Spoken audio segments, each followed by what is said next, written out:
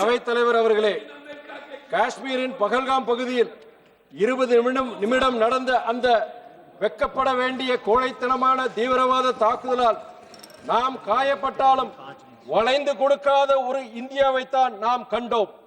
தாக்கப்பட்டாலும் தளர்ந்து போகாத ஒரு இந்தியாவைத்தான் நாம் கண்டோம். அன்று நாம் ஒன்றாக துயரப்பட்டோம், ஒன்றாக இணைந்து நின்றோம், ஒன்றாகவே ரத்தம் சிந்தினோம். இந்த வேளையில் சாதி மத இன வேறுபாடுகளை கடந்து தன் சக இந்தியனை தன் உடன் பிறந்த சகோதரனை போல பாவித்து தன் உயிரை துச்சமென கருதி பல சுற்றுலா பயணிகளை பயங்கரவாதிகளின் தாக்குதல்களிலிருந்து பாதுகாத்து இறுதியில் தன் இன்னுயிரை துறந்த மனிதாபிமானம் மிக்க அந்த காஷ்மீர சகோதரனுக்கு ஒரு தமிழனாய் ஒரு இந்தியனாய் என் வீர வணக்கத்தினை செலுத்துகிறேன். இந்த தாக்குதலுக்கு பதிலடி கொடுக்கும் வகையில் ஆபரேஷன் சிந்தூரை வெற்றிகரமாக நடத்தி பாகிஸ்தானின் ஆதரவு தளத்தையும் தீவிரவாத குழுவையும் அழித்தொழித்த நம் ராணுவ வீரர்களுக்கும் இந்திய விமானப்படைக்கும் எனது மதிப்பு மிகுந்த வணக்கத்தை நான் இங்கு சமர்ப்பிக்கிறேன். அதே நேரத்தில் நம் அனைவரின் முன்பு எழுப்பப்படும் முக்கியமான கேள்வி ஒன்றை நாம் புறக்கணிக்க முடியாது. மத்திய படை வீரர்கள், உள்ளூர் காவல்துறையினர், உளவுத்துறையினர் என மிகுந்த அடர்த்தியான பாதுகாப்பு அம்சங்களை கொண்ட காஷ்மீரில் இவ்வாறு நன்கு ஒருங்கிணைக்கப்பட்ட இத்தனை அழிவுகரமான தாக்குதல் எப்படி கண்டறியாமல் விடப்பட்டது? ஒவ்வொரு பாதையும் மலை உச்சியும் கவனமாக கண்காணிக்கப்படும் காஷ்மீர் பைசரன் புல்வெளியில் சுமார் 20 நிமிடங்கள் பயங்கரவாதிகள் சுதந்திரமாக செயல்பட்டதாக அறிக்கைகள் தெரிவிக்கின்றன. இதற்கு யார் பொறுப்பேற்பது? இது குற்றம் சுமத்துவதற்கான நேரமில்லை என்றாலும் இது சுய பரிசோதனைக்கு உரிய நேரம் என்பதால் கேட்கிறேன்.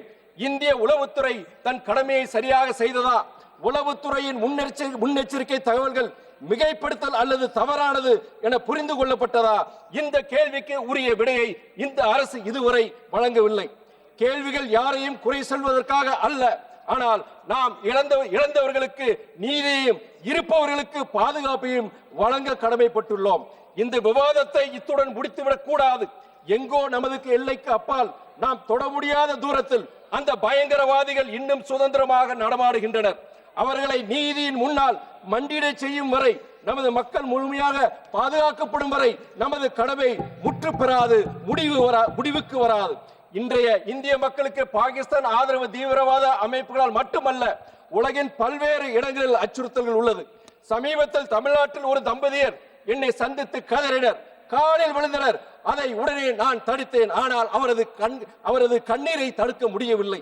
அவர்கள் தங்கள் மகன் கிஷோர் சரவணனை மருத்துவம் படிக்க ரஷ்யாவுக்கு அனுப்பினர்.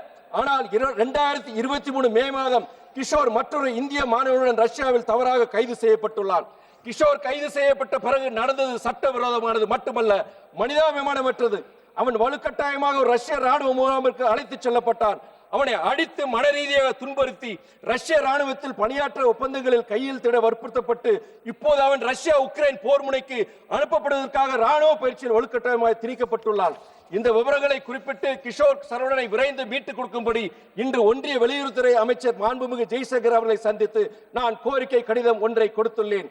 இந்த மாணவர் மட்டுமல்ல, கல்வி கற்க சென்ற பல இந்திய மாணவர்களும் தொழில் மற்றும் வேலை வாய்ப்புக்காக பயணித்த இந்திய குடிமக்களும் ரஷ்யாவில் இதுபோன்ற துயர நிலையில் சிக்கி தவிர்க்கின்றனர். 2025 ஜனவரி மாத NDTV அறிக்கையின்படி வெளியுறவுத்துறை அமைச்சகத்தின் தரவுகளின் அடிப்படையில் இதுவரை 126 இந்திய குடிமக்கள் தவறாக வழிநடத்தப்பட்டு வற்புறுத்தப்பட்டு ரஷ்ய ராணுவத்தில் சேர்க்கப்பட்டு மரணத்தில் விளிம்பில் தள்ளப்பட்டுள்ளனர். அவர்கள் 12 பேர் ஏற்கனவே உயிரிழந்து விட்டனர். 16 பேர் காணாமல் போயுள்ளனர் மற்றும் 18 பேர் போர்க்களத்தில் உயிருடன் போராடி கொண்டுள்ளனர். நமக்கு ரஷ்யாவுடன் நல்லுறவு பேண வேண்டிய அவசியம் உள்ளது, அதை நான் மறுக்கவில்லை.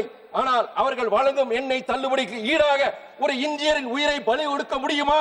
ஒன்றிய அரசே, மாண்புமிகு பிரதமரே, மாண்புமிகு வெளியுறவு அமைச்சரே, உங்கள் கரங்களை பற்றி கண்ணீருடன் மனமுருக கேட்கிறேன். இந்த அநீதிக்கு கடுமையான கண்டனத்தை பதிவு செய்ய வேண்டும். எந்த இந்திய குடிமகனும் அவர்களது சம்மதமின்றி போரில் பயன்படுத்துவதை தடுக்க வேண்டும். கிஷோர் சரவணன் மட்டுமல்ல, ரஷ்யாவில் மரணப்படியில் சிக்கியுள்ள பல இந்திய உறவுகளை மீட்டு இந்தியாவிற்கு பத்திரமாக அழைத்து வர வேண்டும். ஒன்றிய அரசு அதற்கு உறுதி வழங்க வேண்டும். நன்றி, வணக்கம். தேங்க்யூ.